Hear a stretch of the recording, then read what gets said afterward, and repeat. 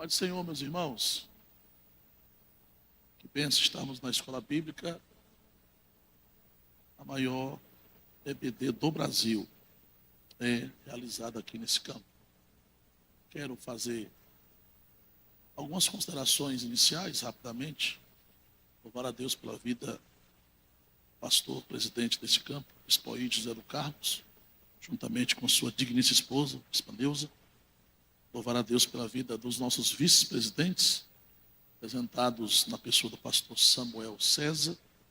Louvar a Deus pela vida do pastor Lúcio, que nos fez esse convite singular e com muita alegria nós estamos aqui. Nós temos essa lição de número 5, uma lição curta, porque o livro também é pequeno. O livro de Obadias é o menor dos profetas menores. Nós temos alguns pontos a tratar aqui, a saber, o que está proposto na própria revista. Aqui nós temos destacado 3 objetivos. São eles: mostrar o cenário da mensagem de Obadias, destacar o pecado do povo de Edom e apresentar lições de Obadias para os dias de hoje. Tudo começou no ventre de Rebeca. Ela sente muitas dores e isso a leva a orar a Deus para saber o motivo das dores pontiagudas da sua gestação. E o Senhor responde à oração dela, dizendo que no seu ventre há uma luta, na verdade, entre 2 povos, 2 nações, 2 crianças. E a ênfase é que há o menor e o maior. A ênfase maior é por conta de que o maior servirá ao menor. Então, Jacó e Esaú travam essa luta pela primogenitura, sendo que Esaú nasce primeiro. E o que marca aquela gestação é que Jacó nasce agarrado no calcanhar de seu irmão, brigando por essa bênção. Por isso foi lhe dado o nome de Jacó. Iacove significa suplantador, significa agarrador de calcanhar. Já para Esaú, Esave, foi lhe dado esse nome por causa que nasce com muitos pelos. A história é dramática. Eu não vou mais alongar dentro dessa introdução. Eu preciso aplicar esses pontos e tópicos do que aqui está proposto. A história é dramática e essa briga ela continua entre os 2 irmãos, onde Esaú negocia a sua bênção da primogenitura. A bênção da primogenitura era a maior que alguém poderia receber dentro de casa, sendo o filho mais velho. Ela envolvia a área da prosperidade, a área social, a área da representatividade e a área religiosa. O que recebesse essa bênção teria a dupla porção dos bens da casa. Não somente isso, ele seria o líder posterior desse clã, dessa família. Mais do que isso, ele seria o representante legal e direto do clã da casa. Ele também teria a plena autoridade e os demais deveriam obedecê-lo. Mas essa bênção foi negociada com Jacó. Jacó prepara um prato de lentilhas. O prato era de cor avermelhada. E a história se torna mais dramática porque quando Esaú quer comer o prato, ele come trocando a bênção, negociando a primogenitura. E o que marca isso é a fala de Esaú. Ele diz: do que me serviria a bênção da primogenitura, visto que eu estou morrendo de fome? Aqui ele não só usa uma figura de linguagem, hipérbole, mas de fato, ele está com tanta fome que não há definição para esse grau de fome, ao ponto que ele troca a sua bênção pelo prato. Ele não sabe que prato é, mas a cor é avermelhada. E Esaú ficou marcado por isso, por essa troca, por essa negociação. Daí nasceram a descendência de Esaú. Esaú estava ferido, machucado, decepcionado, frustrado com seus pais, principalmente com a sua mãe, que ajudou Jacó a tomar-lhe a bênção. Por isso, Esaú, ele casa com uma moça descendente de Ismael, Gênesis 28. na tentativa de ferir sua mãe, literalmente. Ele sai para morar nas terras em cordilheiras dos montes de Seir. E aquela nação, aquele país, se tornou a nação de Edom, edomitas. Eles moram num local avermelhado, rochoso, em rochas de alto nível e relevo. A história diz que eles estão morando e habitando em um lugar que fica mais ou menos 1.740 metros do nível do mar.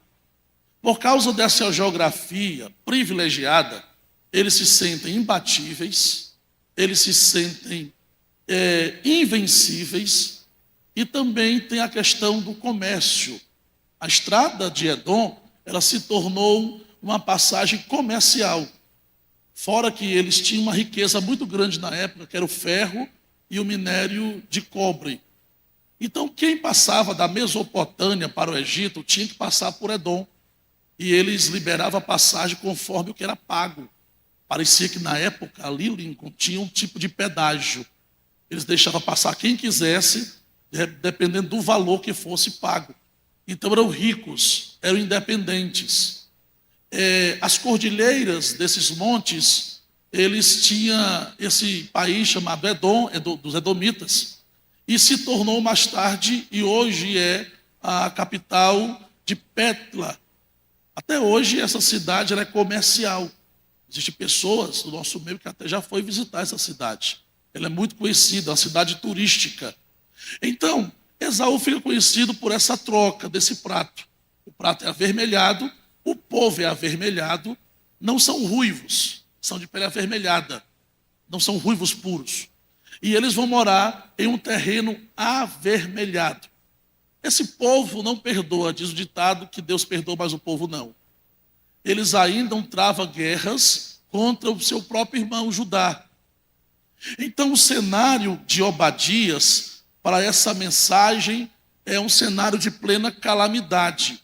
Tudo indica que Obadias, ele é um profeta pré-exílio. Ele profetiza antes, um pouco antes do cativeiro, entre os anos 886 até 312. O cativeiro acontece no ano 586. Em relação a Obadias, que é o primeiro tópico da revista, nós temos aqui o subsídio do pastor Ricardo, do Café e Teologia. Ele explica que há pelo menos 12 nomes ou pessoas com o nome de Obadias. O primeiro é um descendente de Isacar. O segundo é um líder da tribo de Gade, auxiliou Davi. O terceiro é um descendente de Saul e Jonatas. O quarto tipo de Obadias que aparece na Bíblia é o pai de Esmaías. Se você não conseguir anotar tudo, você depois dá um play na aula e começa a assistir tudo de novo. E para te ajudar a entender quem é quem na Bíblia, eu te indico um livro chamado Quem é Quem na Bíblia.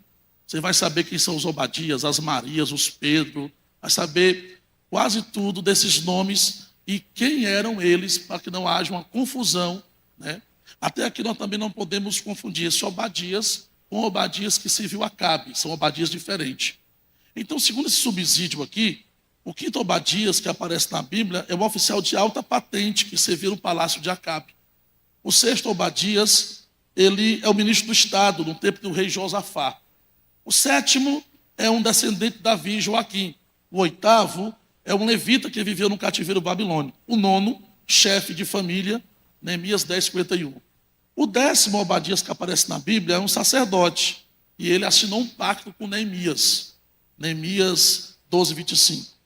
O 11º é um levita que foi porteiro encarregado dos depósitos. Neemias 12:25. E o último, o 12º, é Obadias. A Bíblia não nos dá muito subsídio sobre Obadias, senão seu nome, que possui um campo hebraico que significa servo do Senhor ou adorador do Senhor. E Obadias tem uma mensagem, como Naum, como os outros profetas, contra Edom. É um juízo de Deus. Não é um juízo final, é um juízo parcial, onde Deus tende a corrigir uma nação que se aproveitou da desgraça, da humilhação, do vitupério de outra nação. Lá no Nordeste, quando minha mãe ia disciplinar os filhos, quem ficasse rindo também apanhava depois. Ela batia nos meninos, usando uma disciplina muito severa, com um instrumento chamado no Nordeste pimba de boi. Quando a gente gritava muito, chorando, alarmando para os vizinhos escutar, e alguém se meter, ela mudava a estratégia. Ela pegava uma corda molhada e batia. E eu perguntei, mãe, por que eu vou apanhar de corda molhada? Ela dizia, você só vai sentir dor, mas não vai ficar marca. Então o irmão que ficava rindo dessa situação, ele também apanhava. Então é justamente essa situação de Edom que vai ser punido por causa não somente que desejou o mal de seu irmão Judá, mas também fez parte de toda a trama maléfica de invasão, de humilhação, de vitupério e também de roubo, de saqueamento dos bens do povo de Israel. Tudo indica que Obadias, ele tomou conta daquilo que também Jeremias tinha escrito no capítulo 49, do verso 7 ao 22. Eu tenho por mim que Obadias não está repetindo a escrita de Jeremias. Como a Bíblia é um livro inspirado e as profecias são de cunho particular do Espírito Santo, eu acredito que a mesma revelação que foi dada a Jeremias também foi dada a Obadias para profetizar a respeito do juízo contra o povo de Edom. Então, algumas coisas aqui particulares na revista que nós podemos enfatizar. Por exemplo, é uma das mensagens proféticas mais difíceis de se estabelecer uma data. Então, nós não temos uma data específica. Temos aí uma tentativa de acertos, colocando dentro de uma cronologia bíblica. O capítulo 49 de Isaías ajuda, ou seja, de Jeremias ajuda. O cativeiro babilônico ajuda. Tudo indica que a aproximação dessa profecia seja realmente no ano 570, mais ou menos. E que tudo indica que Obadias seja o primeiro profeta a escrever o livro depois do cativeiro. Então essa é uma aproximação desse cenário do que Obadias está vivendo pela sua mensagem. Nós temos aqui também a questão da mensagem propriamente dita do profeta Obadias. A mensagem tem um teor, tem um cerne principal. Qual é? O juízo contra Edom. Mas não somente isso. Obadias também profetiza a consolação da restauração do povo de Judá, o povo de Deus. Foi corrigido pelo cativeiro babilônico. Os edomitas zombam e riem, mas Judá foi restaurado. E por causa da violência, da soberba dos edomitas, eles foram castigados. Dr. Wisby escreve a seguinte coisa. Ele divide o comportamento dos edomitas em pelo menos 5 posicionamentos. Ele fala sobre o orgulho, verso 3 e verso 4 de Obadias. Ele diz que Edom era uma nação pequena, mas se gabava de grandes realizações. Ele também escreve dizendo que Edom, ele construiu alianças com povos vizinhos justamente para batalhar contra Judá. Verso de número 7 do livro do profeta Isaías, ou seja, Obadias. Dr. Wisby também escreve dizendo que era uma nação violenta. Verso 10. Eles dizem que esses edomitas ajudaram a invadir a cidade de Jerusalém. Ele também escreve dizendo que essa nação se alegrou com a desgraça do outrem. Verso de número 12. Edom deveria chorar pela calamidade, mas não chorou, ele se alegrou pelo acontecido, sentiu prazer.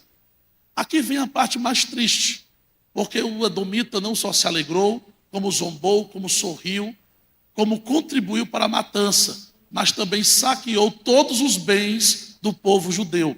Verso de número 13. Eles tiraram vantagem da situação dos judeus, da pobreza e da fraqueza, e pilharam.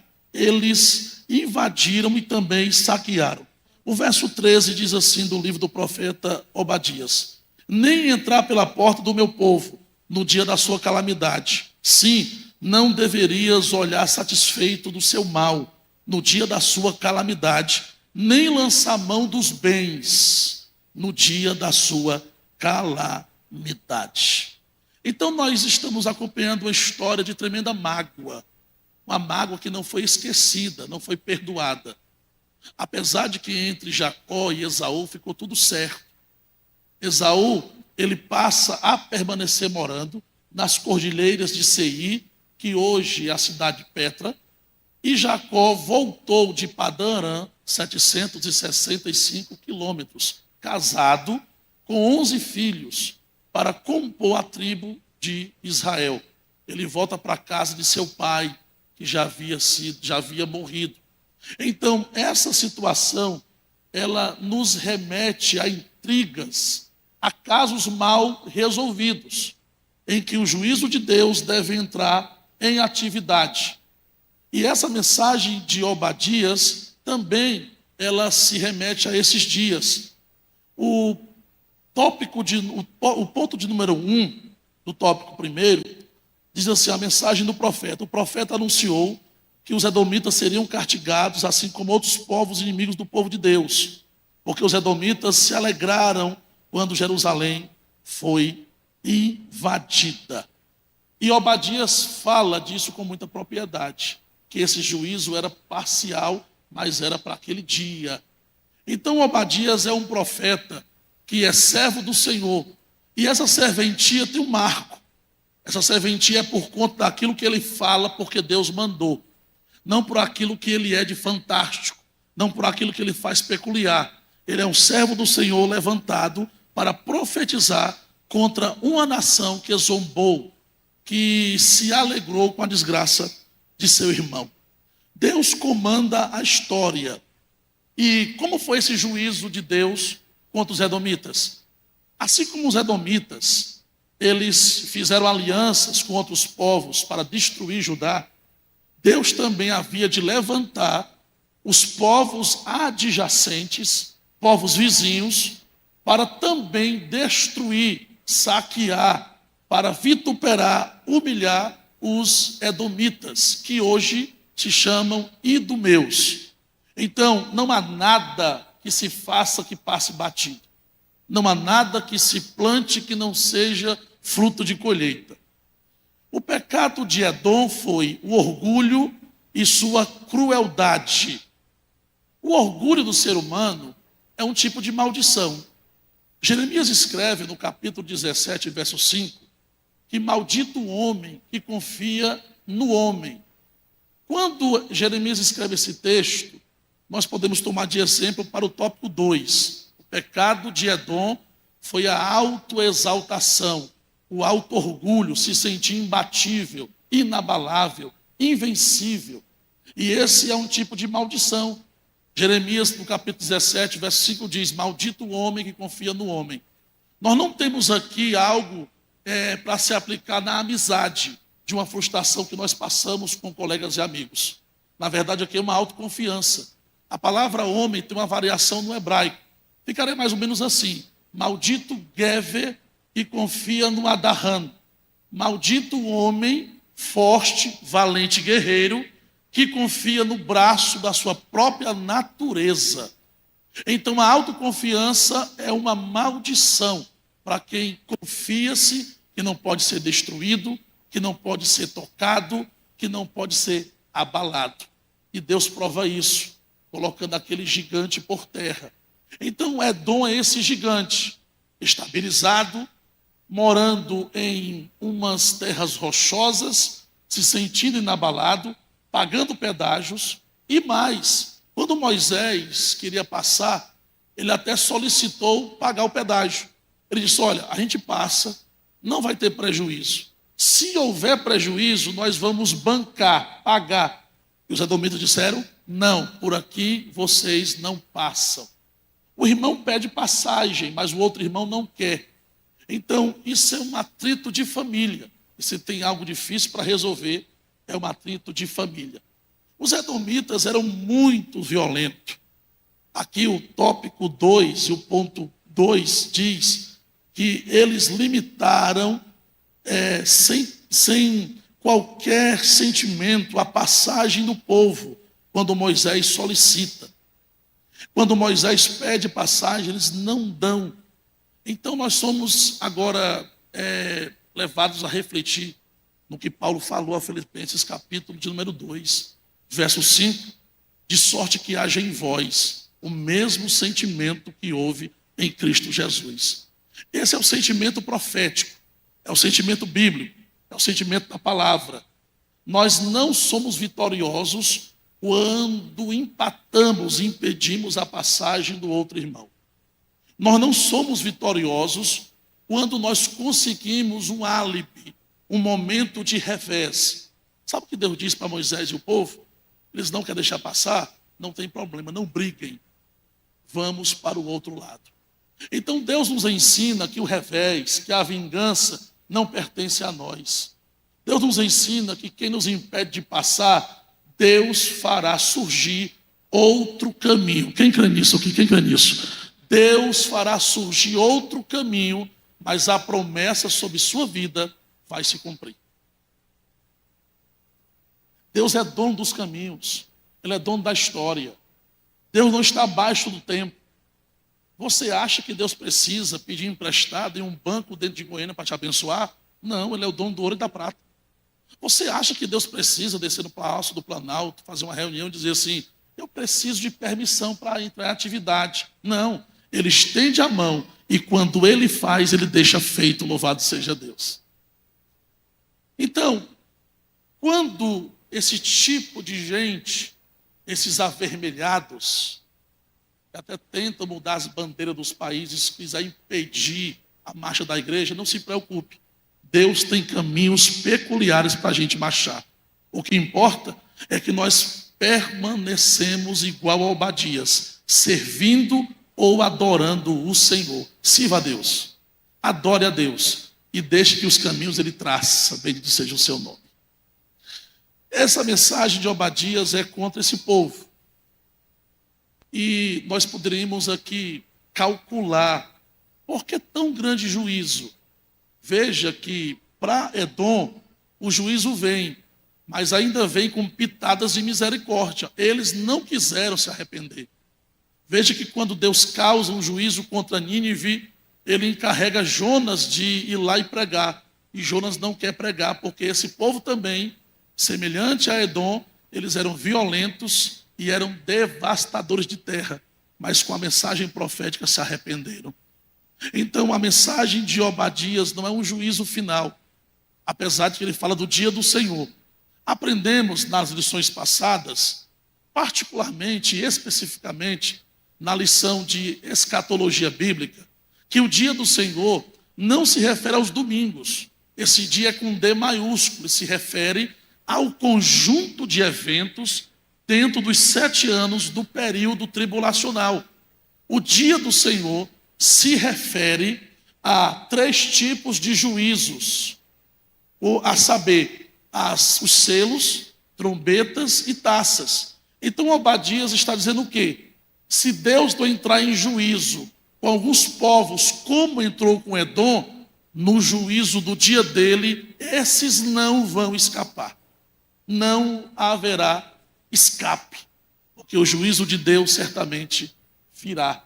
Louvado seja Deus. Se você se sente às vezes carregando um sentimento de injustiça, pelo que fizeram de bloqueio, porta fechada, entenda que o dono da porta é o Senhor. Se fechou, se tem um propósito nisso. Não adianta guerra, briga, porque o dono da história, Ele tem sempre saídas para nos dar. Sempre tem estradas e caminhos para que nós venhamos percorrer. Judá será restaurada. Judá é disciplinado, mas é restaurado.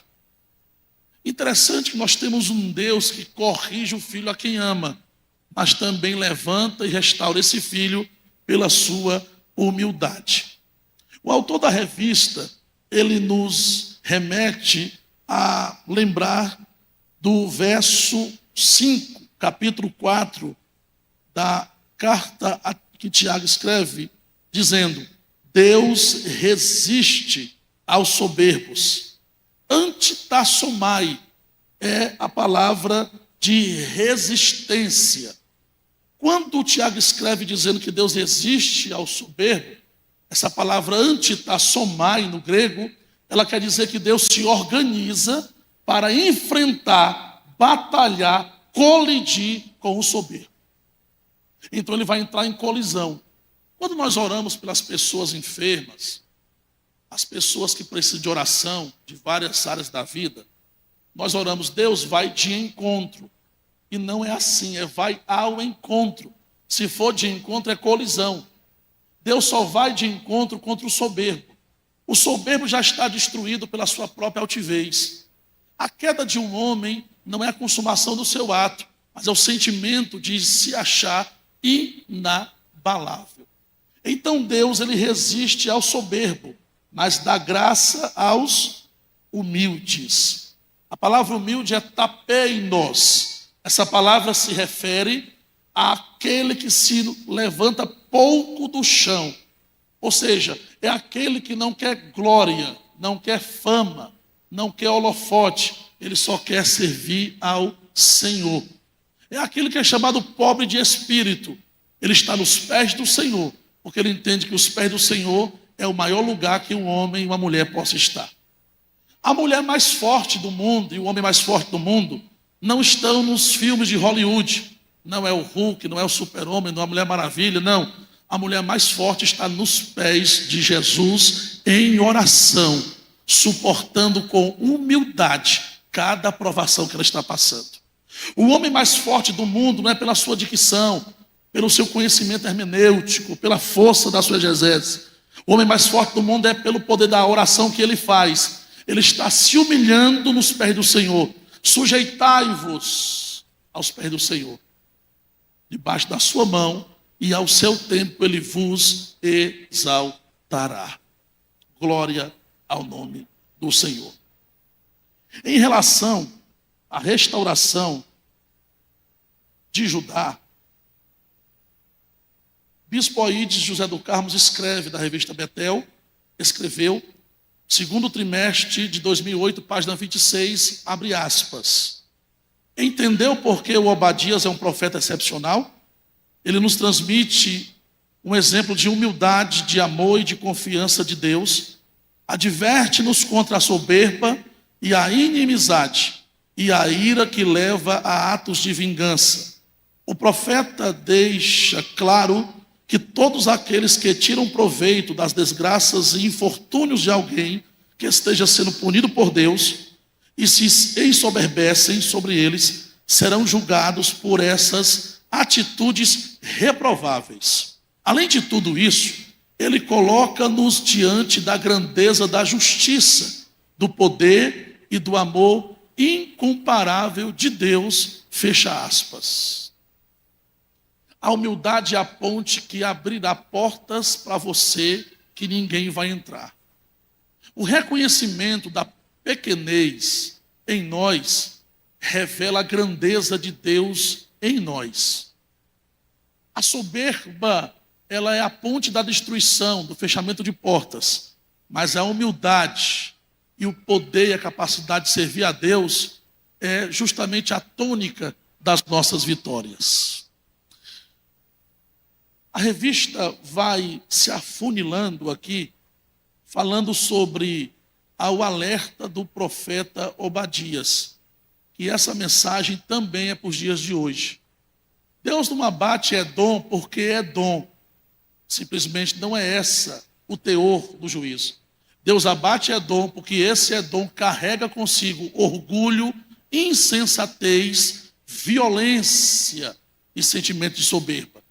E não se engane, assim como Deus puniu essa nação naquele tempo, o seu juízo também pune o ser humano deste tempo, soberbo, que consegue entrar nos seus altares de suas altivez. Esse juízo não é só para aquele tempo, esse juízo também é para hoje. Por isso que cada vez que nós nos aproximemos do Senhor, nos aproximemos com o coração quebrantado, espírito contrito, prontos para receber da sua vontade e não da nossa vontade. Prontos para viver as promessas que Ele tem para esses dias tão difíceis de nossas vidas. Esse alerta de Obadias, eu até sublinhei aqui, para ler um pouco, do ponto 3. A profecia de Obadias é uma clara mensagem contra o orgulho e a arrogância. Então Deus não está punindo simplesmente o homem porque é descendente de Esaú. Deus não está punindo a nação porque é uma mistura de Esaú com Ismael.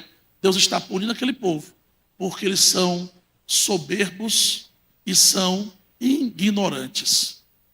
A falta de cordialidade e empatia entre os homens, principalmente aqueles que deveriam mostrar-se solidários, não hostis para com seus irmãos. Não se deve rejeitar ajuda àqueles que se encontram em circunstâncias adversas.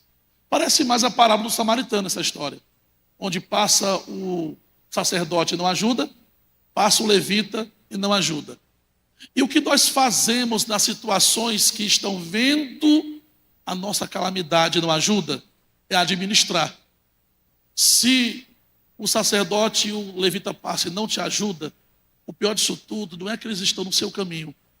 O pior disso tudo é que eles te conhecem, mas nem tudo está acabado, porque existem os samaritanos de Deus, os profetas que não só têm juízo nos seus lábios, mas também têm restauração. Amém?